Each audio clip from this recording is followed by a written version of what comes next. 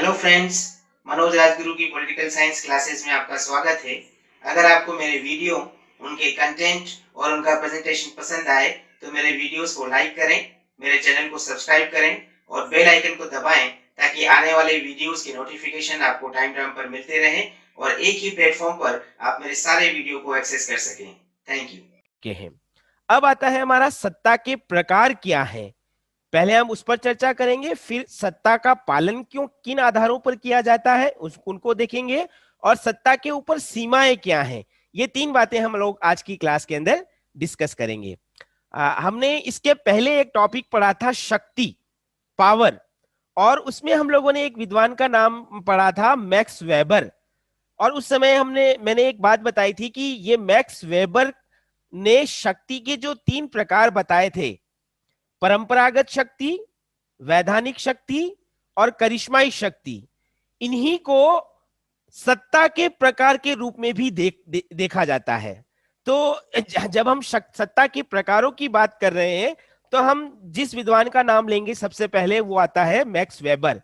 और max weber ने सत्ता के तीन प्रकार बताए हैं, जिसमें पहला प्रकार आता है ट्रेडिशनल अथॉरिटी, यानी कि परंपरागत सत्ता। परंपरागत सत्ता का मतलब क्या है?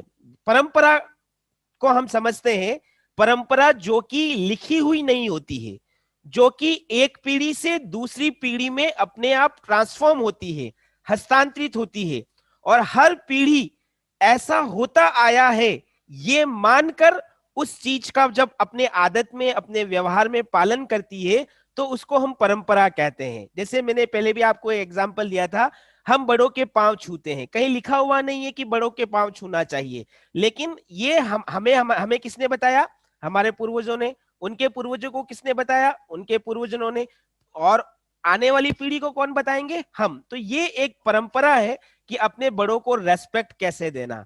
तो जब इसी तरह की परंपराओं के आधार पर कोई सत्ता प्राप्त करता है तो उसे परंपरागत सत्ता कहा जाता है। यानी कि परंपरागत सत्ता का जन्म परंपरागत शक्ति के ढांचे से होता है ना? कैसे? अब इसमें जैसे हम लोग उदाहरण लेते हैं राजतंत्र। राजतंत्र के अंदर मुखिया कौन है? राजा। और राजा के बाद कौन कौन राजा बनता है? राजा क्या है? राजा एक व्यक्ति की बात नहीं कर रहे हम, राजा यानी कि एक पद की बात कर रहे हैं। उस पद पर अलग अलग व्यक्ति, जो व्यक्ति जिस समय उस पद पर होता है उसको हम राजा मान लेते हैं, जबकि वास्तव में राजा तो एक पद है ना? राजतंत्र के अंदर राजा एक पद है जिसको हम सत्ता कह सकते हैं, और उस पद के ऊपर, उस सत्ता के ऊपर अलग अलग व्यक्ति आसीन होते हैं, है ना? तो अब अगर उस राजा के पद पर अगर कोई व्यक्ति बैठा है तो उसके बाद कौन राजा बनेगा? उसके बाद उसके परिवार का ज्येष्ठ पुत्र राजा बनेगा। ऐसी परंपरा है। राजतंत्र में क्या होता है? वंश परंपरा के आधार पर सत्ता की प्राप्ति। तो जैसे सपोज करो आज मैं किसी देश का, किसी प्रदेश का राजा हूं, तो आज मेरा राजा होने के नाते मेरे आदेशों का पालन मेरे मेरी मेरी प्रजा कर रही है। मेरे बाद मेरा जो उत्तराधिकारी है, जो राजा बनेगा, प्रजा उसके आदेशों का उसी तरह से पालन करेगी जैसा कि मेरे आदेशों का पालन कर रही है। क्यों? क्योंकि वो परंपरा के आधार पर राजा बना है ना? मैंने ये पद परंपरा के आधार पर प्राप्त किया है, मेरे बाद मेरा पुत्र उस परंपरा के आधार पर वो पद प्राप्त कर रहा है, वो सत्ता प्राप्त कर रहा है, और उसके बाद उसका पुत्र, उसके बाद उसका पुत्र। तो ये एक चेन चली रहती है। कहने का मतलब परंपरागत सत्ता में होता क्या है कि आदेशों का पालन परंपरा के आधार पर होता होता रहता है। आम लोग की सोच क्या होती है कि ऐसा ही हमेशा से होता आया है कि राजा के बाद उसका बेटा राजा बनेगा, यानी कि उसके पास सत्ता आएगी और वो जिन आदेशों का को प्रदान करेगा उनका पालन हम अधीनस्थों यानी कि जनता के द्वारा किया जाएगा। तो ये परंपरागत सत्ता का एक एग्जाम्पल जो हम लोग समझ सकते हैं। परंपरागत सत्ता में प्रत्यायोजन अस्थाई और स्वेच्छाचारी होता है। देखो, इसको समझने की कोशिश करना, थोड़ा सा टिपिकल पॉइंट है, लेकिन समझोगे तो आसानी से समझ में आ जाएगा। पहले तो हम एक शब्द का मतलब समझते हैं। इसमें प्रत्यायोजन का मतलब क्या है? इंग्लिश में कहते हैं प्रत्यायोजन को डेलीगेशन, डेलीगेटेड लेजिस्लेशन, प्रदत्त विधान।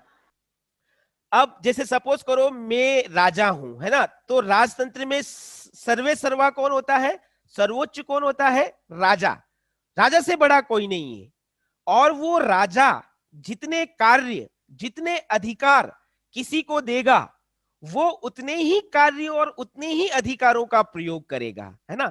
सपोज करो मेरा एक मंत्री है, मैं उसको 5 काम दे रहा हूं और किसी को 2 काम दे रहा हूं, तो जिसको 5 काम दे रहा हूं वो 5 ही काम करेगा, जिसको 2 दे रहा हूं वो 2 ही काम करेगा, है ना। और वो जिसको मैं दे रहा हूं वो परमानेंट नहीं करेगा, जब तक मेरी इच्छा है तब तक वो उन कार्यों को करेगा।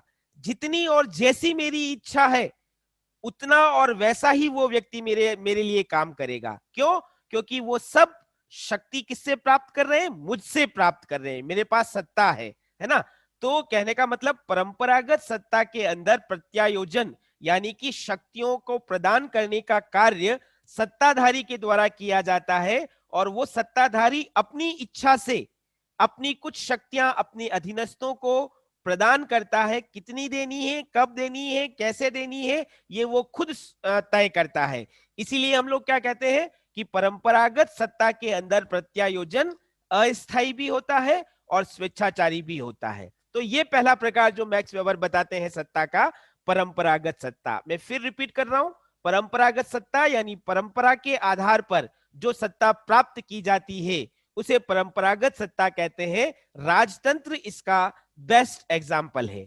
मैक्स वेबर दूसरी प्रकार की सत्ता बताते हैं जिसको कानूनी या तार्किक सत्ता कहा जाता है।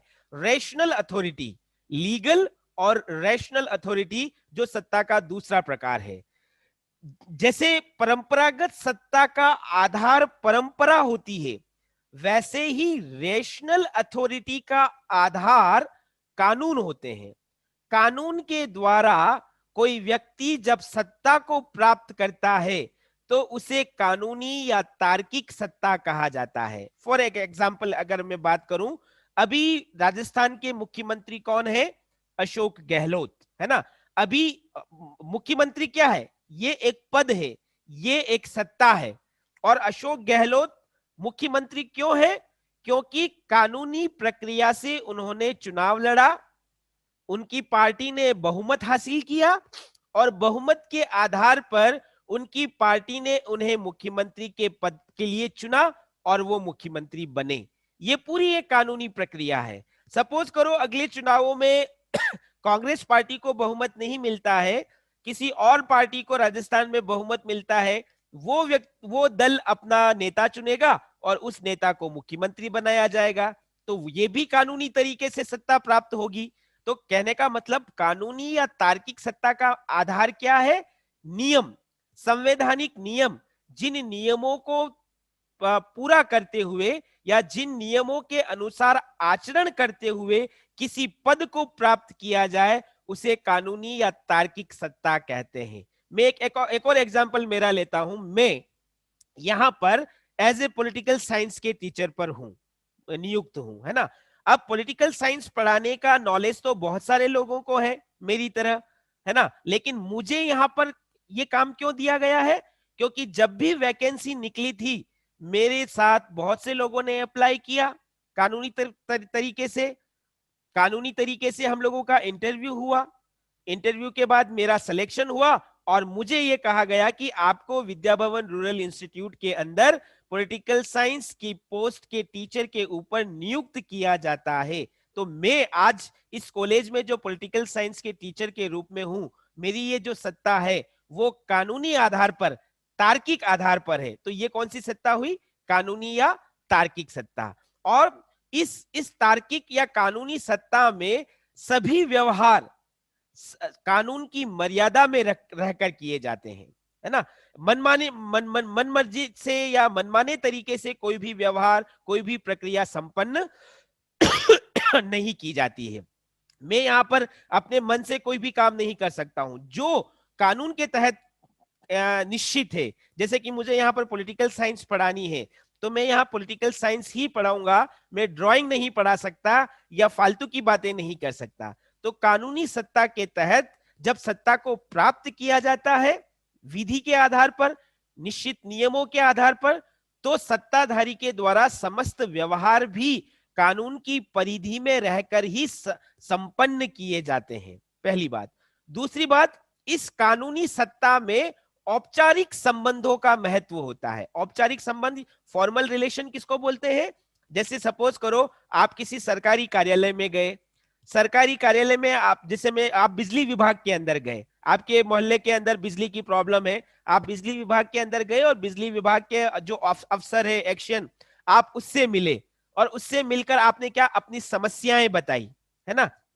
तो वो क्या है, वो एक्शन के पद पर बिजली विभाग के अंदर जो काम कर रहा है, वो एक सत्ता को होल्ड कर रखा है उसने, वो एक पद पर है और उस पद पर होने के आधार पर वो अपने अधीनस्थों को आदेश देगा कि आप फला कॉलोनी की बिजली की व्यवस्था में सुधार लेकर आओ।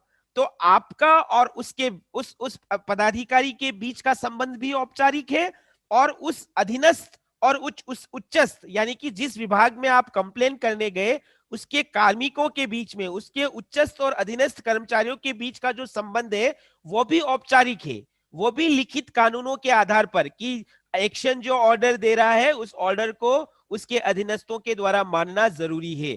तो ये औपचारिक संबंध है। तो जब भी हम कानूनी या तार्किक सत्ता की बात करते हैं उसमें औपचारिक संबंधों का महत्व होता है, व्यक्ति का महत्व नहीं है, पद का महत्व होता है। ये एक बहुत बड़ी महत्वपूर्ण बात जो हम कानूनी या तार्किक सत्ता में बता सकते हैं। इसमें भी प्रत्यायोजन होता है, जैसे कि अभी हमने कहा था परंपरागत सत्ता के अंदर जो प्रत्यायोजन होता है वो अस्थायी और स्वेच्छाचारी होता है, लेकिन जब हम कानूनी सत्ता की बात करते हैं तो उसमें प्रत्यायोजन स्थायी और बौद्धिक होता है। इसका मतलब क्या है कि कानून के आधार पर यह तय कर दिया जाता है कि कौन क्या काम करेगा, कितना काम करेगा और कैसे काम करेगा। जैसे एग्जांपल के तौर पर मैं बात करता हूं, हमारे कॉलेज में जो मुखिया हैं, जो सर्वोच्च पदाधिकारी हैं, जो सर्वोच्च सत्ताधारी हैं, वो प्रिंसिपल हैं। प्रिंसिपल की अपने काम है और उनके नीचे हम टीचर्स हैं, हमारे अपने अलग काम है। वो हमें जो काम सौंपेंगे वो स्थायी तौर पर है। जैसे मुझे वो पॉलिटिकल साइंस पढ़ाने का दायित्व सौंप रहे हैं तो ये स्थायी है, ये काम किसी और को नहीं सौंपा जा सकता जब तक कि कोई नया टीचर यहां पर नहीं आएगा, है ना। और तार्किक आधार पर यह काम सौंपा गया है, किसी ड्राइंग वाले को पॉलिटिकल साइंस पढ़ाने का काम नहीं दिया है या किसी पॉलिटिकल साइंस पढ़ाने वाले को ड्राइंग का काम नहीं दिया है। कहने का मतलब कानूनी या तार्किक सत्ता के अंदर शक्तियों और अधिकारों का प्रत्यायोजन स्थायी तरीके से होता है और उसमें तार्किकता या बौद्धिकता होती है। तो ये जो दूसरा प्रकार मैक्स वेबर ने बताया सत्ता का, वो कानूनी या तार्किक सत्ता के रूप में समझ सकते हैं। मैक्स वेबर जो तीसरा प्रकार बताता है सत्ता का वो है करिश्माई सत्ता, चमत्कारी सत्ता जिसको हम कह सकते हैं, कैरिश्मेटिक अथॉरिटी। अब करिश्मा का संबंध किससे है, चमत्कार का संबंध किससे है? एक व्यक्ति विशेष से। हर व्यक्ति के अंदर एक जैसे गुण नहीं होते, हर व्यक्ति का स्वभाव, हर व्यक्ति की प्रकृति एक जैसी नहीं होती है, लेकिन समाज में कुछ व्यक्ति ऐसे होते हैं जिनका व्यक्तित्व, जिनकी पर्सनैलिटी बहुत ही आकर्षक होती है और समाज के दूसरे लोग उस आकर्षक व्यक्तित्व से प्रभावित होते हैं। तो ऐसे ही व्यक्तित्व के आधार पर अगर कोई व्यक्ति सत्ता को प्राप्त करता है तो उसको करिश्माई सत्ता कहा जाता है। कहने का मतलब करिश्माई सत्ता का आधार क्या है? किसी व्यक्ति विशेष का व्यक्तित्व, पर्सनैलिटी। जब हम परंपरागत सत्ता में आधार की बात करते हैं तो वो परंपरा होती है, जब हम कानूनी सत्ता के आधार की बात करते हैं तो वो कानून होता है, और जब हम करिश्माई सत्ता के आधार की बात करते हैं तो करिश्माई सत्ता को व्यक्तित्व के आधार पर प्राप्त किया जाता है। पहली और महत्वपूर्ण बात। दूसरी बात, जब कोई व्यक्ति का व्यक्तित्व इतना प्रभावी हो जाता है, इतना आकर्षक हो जाता है कि लोग उसके आदेशों का पालन बिना देखे, बिना सोचे, बिना समझे करते हैं, तो वो करिश्माई सत्ता का रूप ग्रहण कर लेता है। हम इसको यूं भी समझ सकते हैं कि करिश्माई सत्ता के तहत कोई व्यक्ति जिसका करिश्मा, जिसका चमत्कार ऐसा है कि उसके कई बातों का लोग पालन करने लग जाते हैं, तो ये करिश्माई सत्ता के रूप में वो अपने आप को स्थापित करता है। जरूरी नहीं कि ऐसी करिश्माई सत्ता किसी पद पर रहकर ही प्राप्त की जाए। जैसे फॉर एग्जांपल हम महात्मा गांधी का उदाहरण लेते हैं। महात्मा गांधी के पास कोई पद नहीं था, महात्मा गांधी ने किसी भी पद के ऊपर रहकर काम नहीं किया, वो एक आम स्वतंत्रता सेनानी थे, लेकिन उनका व्यक्तित्व ऐसा था कि उनके व्यक्तित्व से प्रभावित होकर आम जनमानस भारतीय स्वतंत्रता संग्राम के साथ जुड़ा। तो ये महात्मा गांधी की करिश्माई सत्ता थी कि उन्होंने अपने व्यक्तित्व के आधार पर एक श्रेष्ठ स्वतंत्रता सेनानी का दर्जा हासिल किया, और उसी दर्जे के आधार पर उन्होंने न केवल भारतीय जनमानस को बल्कि ब्रिटिश शासन को भी प्रभावित किया।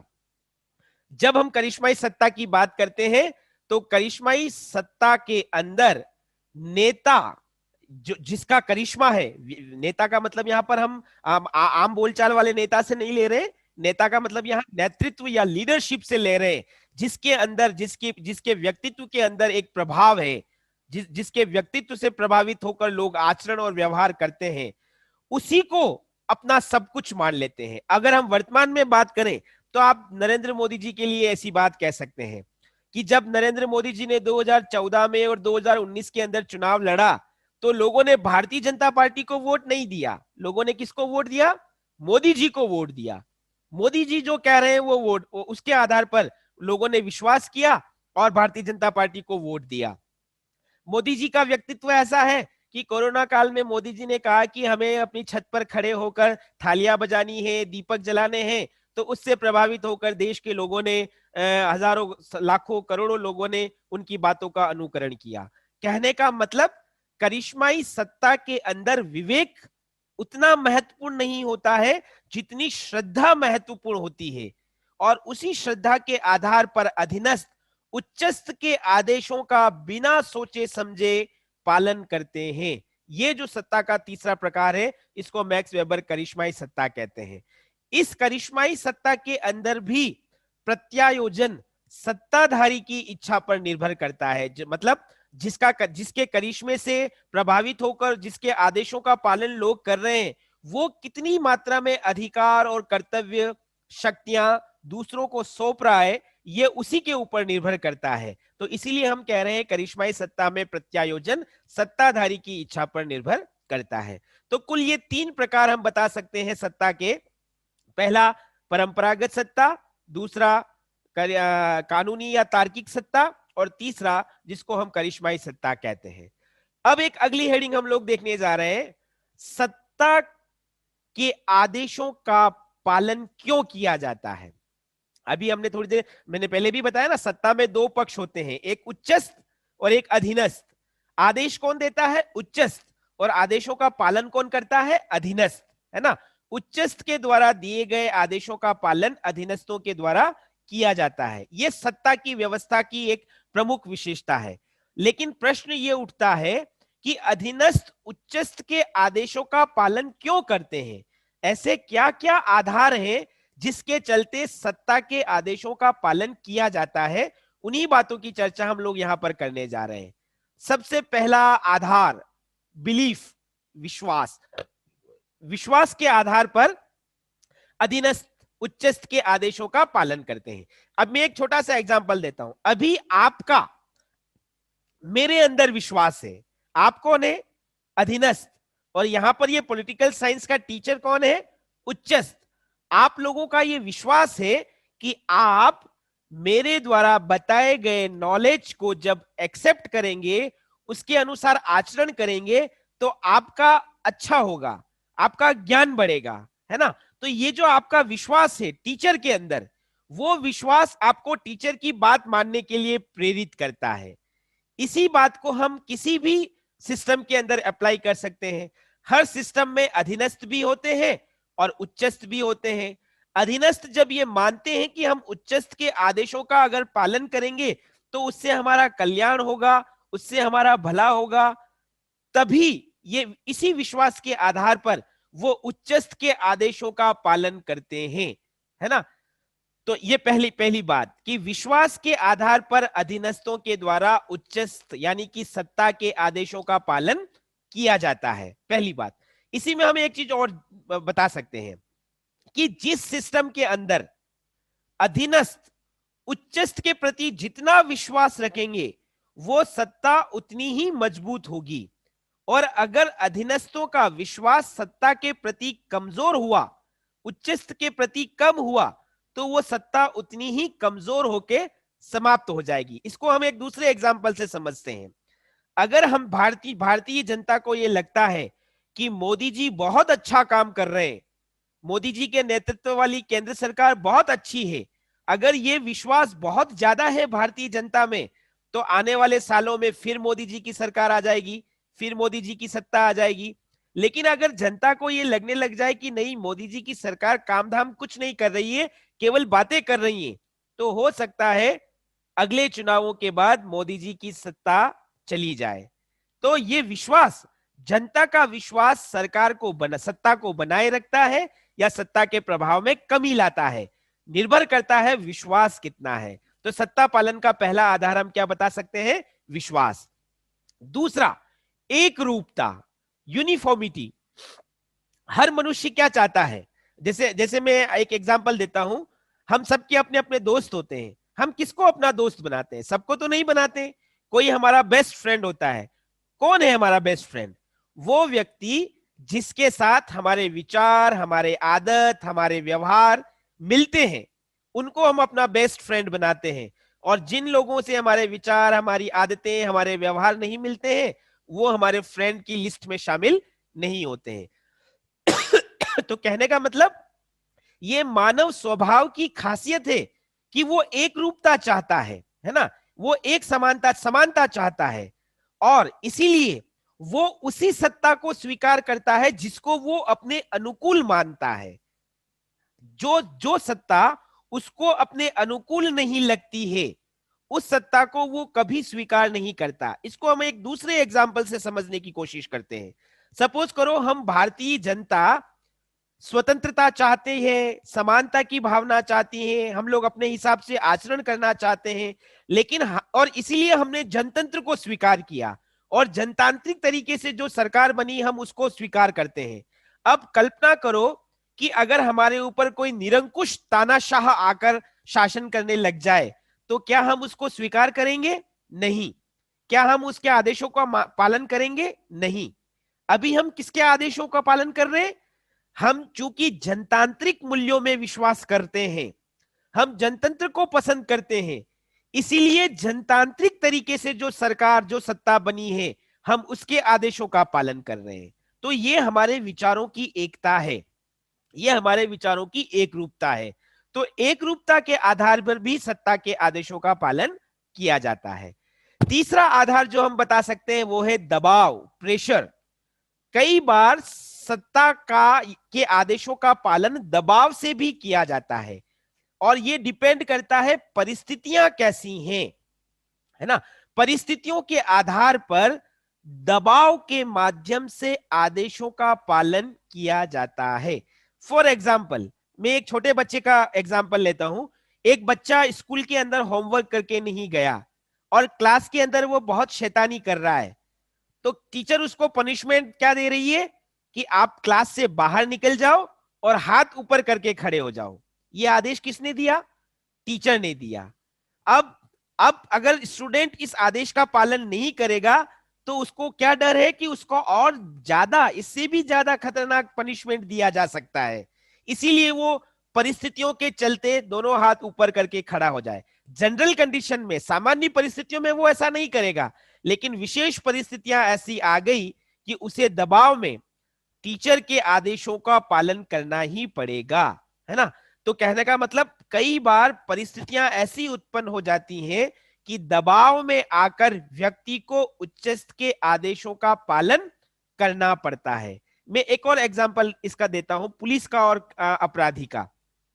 अगर किसी व्यक्ति ने अपराध किया है, नॉर्मल कंडीशन में पुलिस उसको पकड़ के ले जाती है और उसको सच सच बोलने के लिए कहती है, हो सकता है वो सही नहीं बोले, पुलिस उससे अपराध कबूल करवाने के लिए उसको उसके साथ मारपीट भी कर सकती है, दबाव का प्रयोग कर रही है, वो दंड का प्रयोग कर रही है, डंडे के बल पर वो सच्चाई को उगलवा रही है, तो उस डंडे के आधार पर वो क्या कर रहा है, अपराधी अपराध कबूल कर रहा है।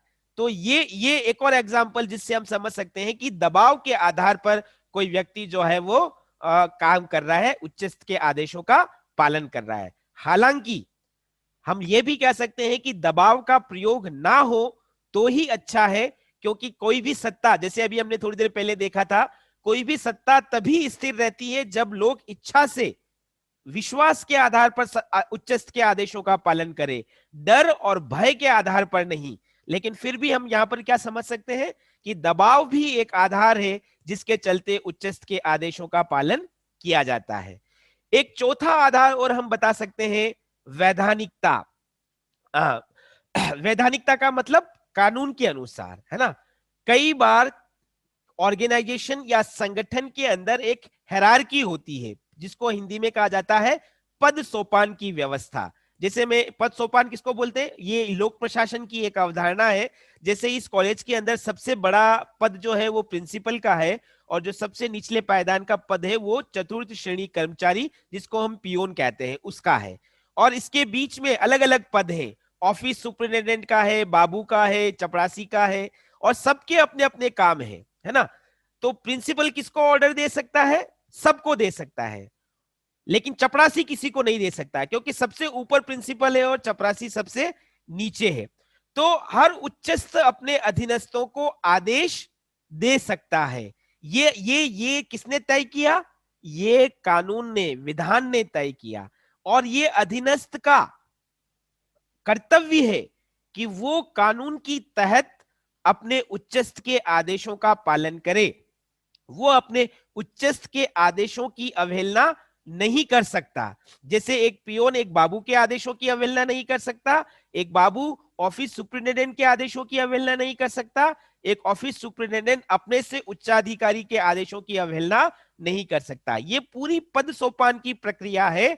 इसी पद सोपान की प्रक्रिया ने हर उच्चस्थ को यह अधिकार दिया है कि वो अपने अधीनस्थ को आदेश दे सकता है। और हर उच्चस्थ कौन है, एक सत्ताधारी है। तो कानूनी प्रक्रिया के तहत भी सत्ताधारी के आदेशों का पालन किया जाता है। तो ये जो चार बातें अभी हमने देखी, साइमन करके एक विद्वान हुए हैं, उन्होंने ये बताया कि सत्ता पालन करने के, सत्ता के आदेशों का पालन करने के ये चार आधार हैं। एक विश्वास, दूसरा एकरूपता, तीसरा दबाव, और चौथा वैधानिकता। अब अगली बात हम लोग करते हैं कि क्या कोई भी सत्ता निरंकुश हो सकती है, सत्ता के ऊपर सीमाएं क्या है। हेडिंग हमारी है लिमिटेशंस ऑफ अथॉरिटी। सत्ता की सीमाएं क्या है। पहले हम इस लिमिटेशन का अर्थ समझते हैं। लिमिटेशन का अर्थ, कोई भी अथॉरिटी, कोई भी सत्ता निरंकुश नहीं हो सकती, एब्सोल्यूट नहीं हो सकती, है ना। निरंकुश का मतलब मनमाने तरीके से कोई भी सत्ता काम नहीं कर सकती। मतलब क्या सत्ता कुछ निश्चित काम ही करेगी या कुछ भी कर सकती है, जो उसके मन में आए वो कर सकती है? तो नहीं, सत्ता ना तो निरंकुश हो सकती है, ना सत्ता मनमाना काम कर सकती है, और ना ही सत्ता जो उसके ऑब्जेक्टिव्स हैं, जो उसके टारगेट्स हैं, उनको भी डिनाई नहीं कर सकती, उनकी भी अवहेलना नहीं कर सकती। सत्ता ना तो निरंकुश हो सकती है, ना मनमाना व्यवहार कर सकती है, और ना ही अपने उद्देश्यों से भटक कर काम कर सकती है। किसी भी सत्ता के द्वारा जिस समाज में, जिस व्यवस्था में वो काम कर रही है, उसके कल्चर, उसके वैल्यूज, उसके ट्रेडिशंस और उसके मॉरल कॉन्सेप्ट्स को ध्यान में रखकर काम करना पड़ता है। वो उनकी अवहेलना, उनका उल्लंघन नहीं कर सकती। तो कहने का मतलब, सत्ता के ऊपर बाउंडेशन होती है, लिमिटेशंस होती है। कौन कौन सी लिमिटेशंस है, उन्हीं को हम यहां पर देखने जा रहे हैं।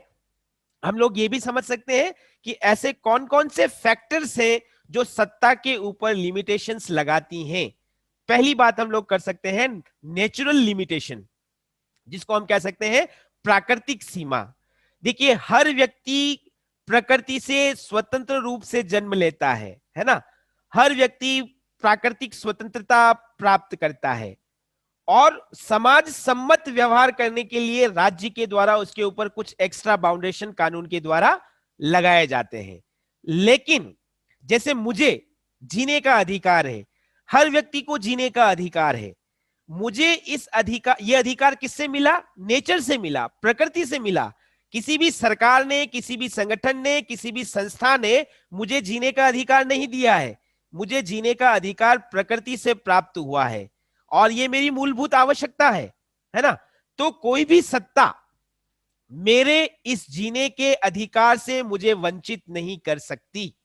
तो ये नेचुरल बाउंडेशन है, नेचुरल लिमिटेशन है कि व्यक्ति की जो प्राकृतिक आवश्यकताएं हैं, जो मूलभूत आवश्यकताएं हैं, उन आवश्यकताओं की पूर्ति का प्रयास व्यक्ति जब करता है तो उसके मार्ग में सत्ता कोई बाधा नहीं पहुंचा सकती। सत्ता व्यक्ति के इन मूलभूत अधिकारों को उससे छीन नहीं सकती। तो ये पहली लिमिटेशन। दूसरी लिमिटेशन हम क्या बता सकते हैं? समाज की मान्यता क्या है। देखिए, हर समाज के अंदर अपनी अलग अलग धार्मिक मान्यताएं होती हैं, अपने व्यवहार के कुछ नैतिक आचरण और मर्यादाएं होती हैं, और हर समाज का अपनी धार्मिक और नैतिक मान्यताओं से घनिष्ठ संबंध होता है। और यही धार्मिक और नैतिक मान्यताएं उस समाज को दूसरे समाज से अलग करती है। यही धार्मिक और नैतिक मान्यताएं उस समाज को एक विशिष्ट पहचान प्रदान करती है।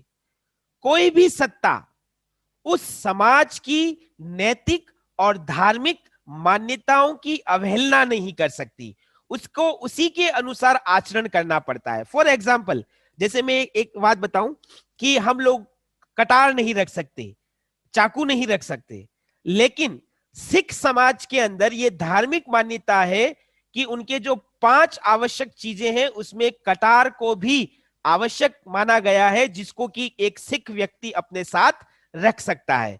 तो हमारे यहां पर सत्ता किसी सिख व्यक्ति को कटार रखने से मना नहीं कर सकती कि आप कटार नहीं रख सकते, ये एक हथियार है। सिखों के लिए वो एक धार्मिक प्रतीक है। तो कहने का मतलब किसी भी समाज की जो धार्मिक मान्यताएं होती हैं, जो नैतिक मान्यताएं होती हैं, उनका भी सत्ता के ऊपर बंधन होता है। सत्ता उन्हीं धार्मिक और नैतिक मान्यताओं से बंधकर आचरण करती है।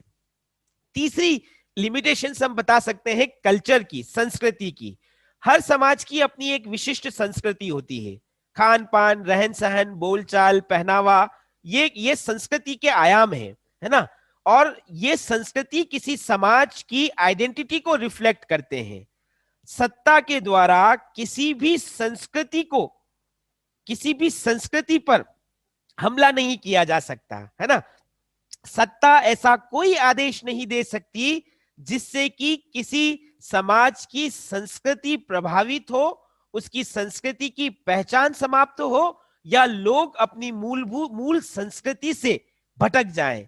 कहने का मतलब एक सत्ता जिस समाज में वो काम कर रही है, उस समाज की संस्कृति से भी प्रभावित रहती है, उस समाज की संस्कृति से बंधी रहकर काम करती है। तो ये एक और बात जिसमें हम बता सकते हैं कि संस्कृति का भी नियंत्रण होता है सत्ता के ऊपर। फिर अगली बात हम बता सकते हैं संविधान, कॉन्स्टिट्यूशन। किसी भी सत्ता, जैसे फॉर एग्जांपल अशोक गहलोत राजस्थान में काम कर रहे हैं, उनका मंत्रिमंडल, मोदी जी देश में काम कर रहे हैं, तो ये मनमर्जी से काम नहीं कर रहे हैं। कानून क्या कहता है, संविधान में क्या क्या शक्तियां इनको सौंपी है और संविधान ने क्या क्या प्रतिबंध इनके ऊपर लगाए हैं, ये उन्हीं को ध्यान में रखते हुए ये काम करते हैं। किसी भी सिस्टम को चलाने के लिए कानून होना आवश्यक है। जैसे मैं यहाँ पर पढ़ाने आया हूं, तो मुझे क्या पढ़ाना है ये कानून के अनुसार तय है, कैसे पढ़ाना है ये कानून के अनुसार तय है ना। तो किसी भी सिस्टम को चलाने के लिए विधि, नियम, संविधान का होना जरूरी है, और वही संविधान उस सत्ता को मर्यादित भी करते हैं। कोई भी सत्ताधारी उस संविधान की अवहेलना नहीं कर सकता। जैसे एग्जांपल के मैंने अपना दिया था कि मैं यहाँ पर आपको पॉलिटिकल साइंस पढ़ाने आया हूं, कानून के तहत मुझे बाध्य किया गया है कि मुझे यहाँ पॉलिटिकल साइंस ही पढ़ानी है। मैं यहाँ पर आपको फिल्मों के बारे में रोज लेक्चर नहीं दे सकता, फिल्मों की जानकारी देना मेरा काम नहीं है, ये मेरे ऊपर प्रतिबंध है। तो कहने का मतलब हर सत्ता के ऊपर विधि का, संविधान का, नियम का नियंत्रण होता है। और जब कोई सत्ता इस संविधान या विधि के अनुरूप आचरण करती है तभी उसकी औचित्यता सिद्ध होती है, तभी उसकी यूटिलिटी सिद्ध होती है।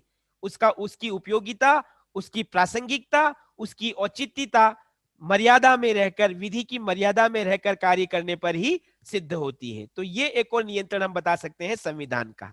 अगला नियंत्रण हम फाइनेंस का बता सकते हैं, अर्थ का। किसी भी सत्ता का संबंध अर्थ से बहुत महत्वपूर्ण होता है। प्रत्येक राज व्यवस्था सिस्टम में, पॉलिटिकल सिस्टम के अंदर अर्थ की अपनी विशेष भूमिका होती है, लेकिन हर राज्य के, हर सिस्टम के जो रिसोर्सेज हैं, जो कैपेसिटी है, वो लिमिटेड होती है और उन्हीं रिसोर्सेज और कैपेसिटी को ध्यान में रखते हुए काम करना पड़ता है। जैसे मैं एक एग्जांपल देता हूं कि दक्षिण अफ्रीका के बहुत से देश ऐसे हैं जो कि गरीब हैं, है ना। तो उन राज्यों की उनके पास इतना पैसा नहीं है कि वो लोगों की मूलभूत आवश्यकताओं को पूरा कर सके। तो ऐसे राज्यों का पहला दायित्व क्या है? लोगों की आवश्यकता पूरी करना। लेकिन आप कल्पना करो कि अगर वो राज्य लोगों की आवश्यकताओं को इग्नोर करके हथियारों को निर्मित करने में अपना पैसा लगा दे तो क्या होगा? वो सत्ता का दुरुपयोग होगा, है ना।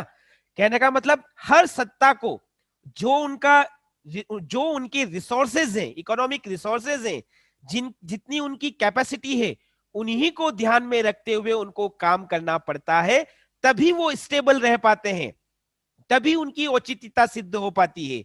अन्यथा वो जनता में अपना प्रभाव खो देती है। तो अर्थ का भी विशेष संबंध है सत्ता की सीमा से। अगली बात हम बता सकते हैं कैपेसिटी ऑफ सबऑर्डिनेट्स, अधीनस्थों की जो क्षमताएं हैं उनसे भी सत्ता सीमित होती है। सत्ता, क्योंकि सत्ता में आदेशों का पालन कौन करता है? आदेशों का पालन अधीनस्थों के द्वारा किया जाता है। अगर अधीनस्थ उच्चस्थ के आदेशों को सही तरीके से समझ रहे हैं, उनका सही तरीके से पालन कर रहे हैं, तब तो वो सफल हो रहे हैं। और अगर वो नहीं कर पा रहे हैं तो क्या होगा?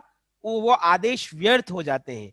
तो अधीनस्थ कितने सक्षम हैं, उनकी कितनी क्षमताएं हैं, वो क्या चाहते हैं, ये भी सत्ता के ऊपर मर्यादा डालती है। एक और चीज हम जो बता सकते हैं कि कई बार अधीनस्थों के द्वारा जो संघ बनाए जाते हैं वो भी सत्ता को प्रभावित करते हैं। फॉर एग्जाम्पल, अभी आप देख रहे होंगे कि मोदी जी ने जो किसान कानून बनाए हैं उनको वापस लेने के लिए किसान यूनियन लंबे समय से धरना दे रही है।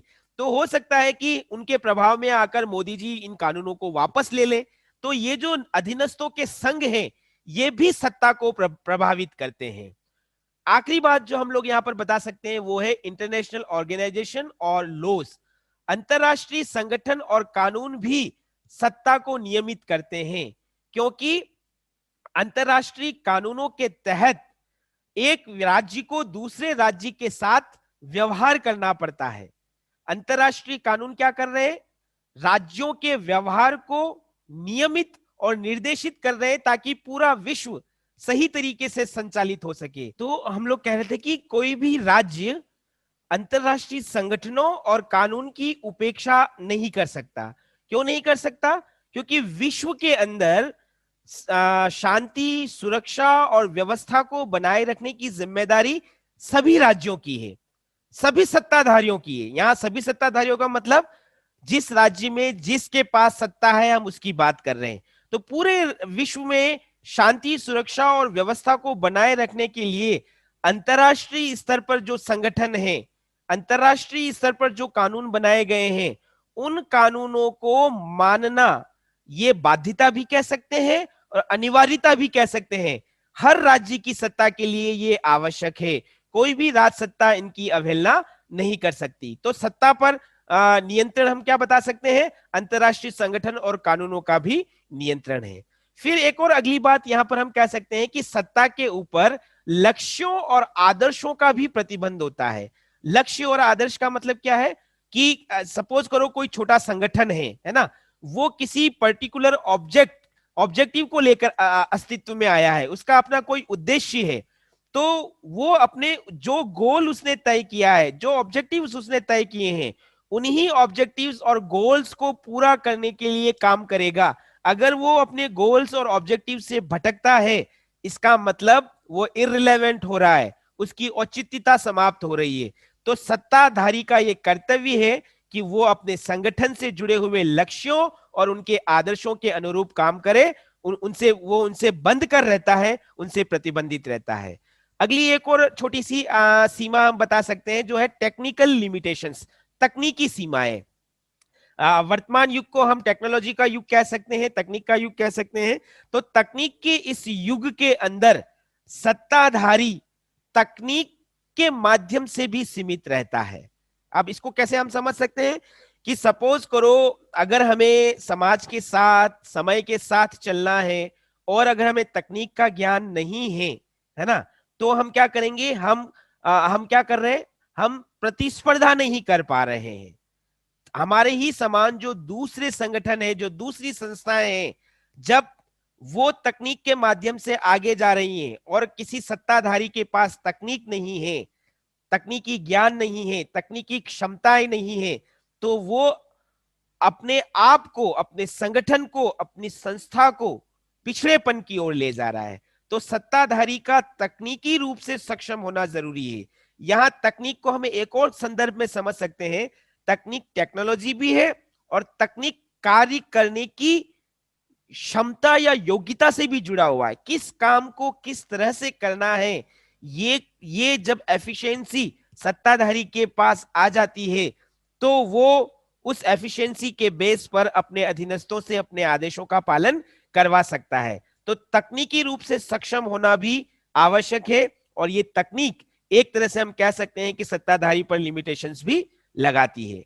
इसके अलावा एक और बात हम बता सकते हैं कि किसी भी सत्ताधारी पर या किसी भी सत्ता पर मनोवैज्ञानिक सीमाएं भी होती हैं, साइकोलॉजिकल लिमिटेशंस जिसको हम कहते हैं।